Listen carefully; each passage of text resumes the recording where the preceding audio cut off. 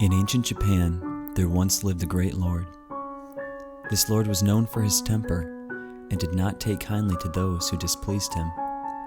It was said that the only thing greater than his temper were the feasts that he threw at his castle. He often held mighty feasts for his large clan. Only his most loyal and impressive retainers were permitted to attend. Many aspired, but few ever impressed the lord. One of these retainers was a young swordsman. He was not rich, and he did not have a wife.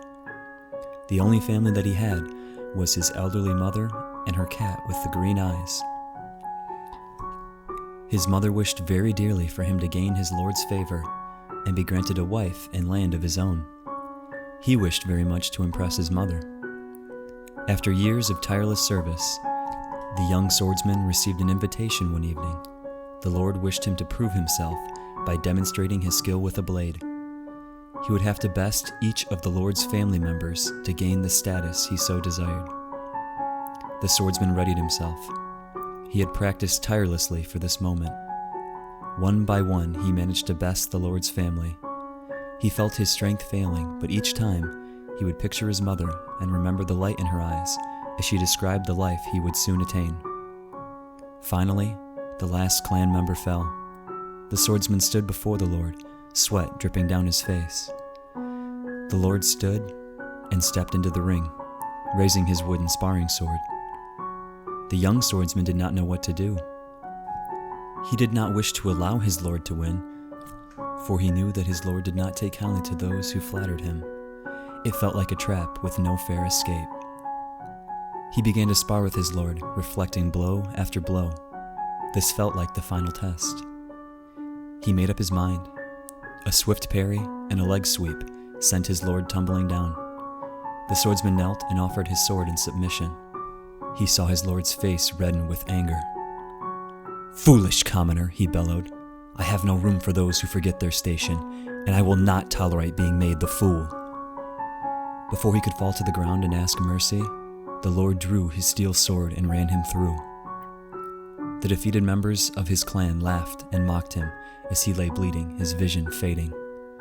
The last thing he saw were the mocking faces of his tormentors, each kicking him and throwing rice at him.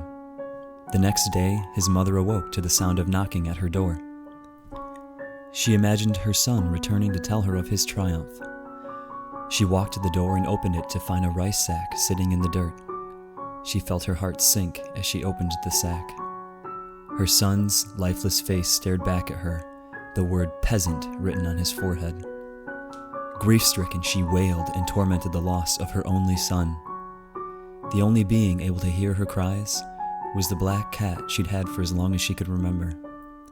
She raised a knife to her own neck, and with her dying words, she cursed the Lord's clan. As she lay cold on the floor, her green-eyed cat began to walk slowly towards the pooling blood. It lowered its head and drank.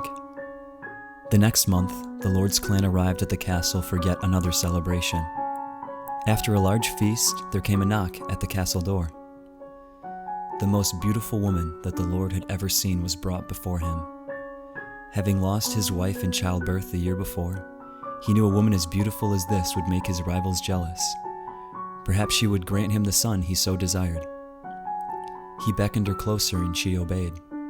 He found it amusing, as if she had a choice. The hungry eyes of his clan following her every move. She walked next to him and leaned in, as if to kiss him.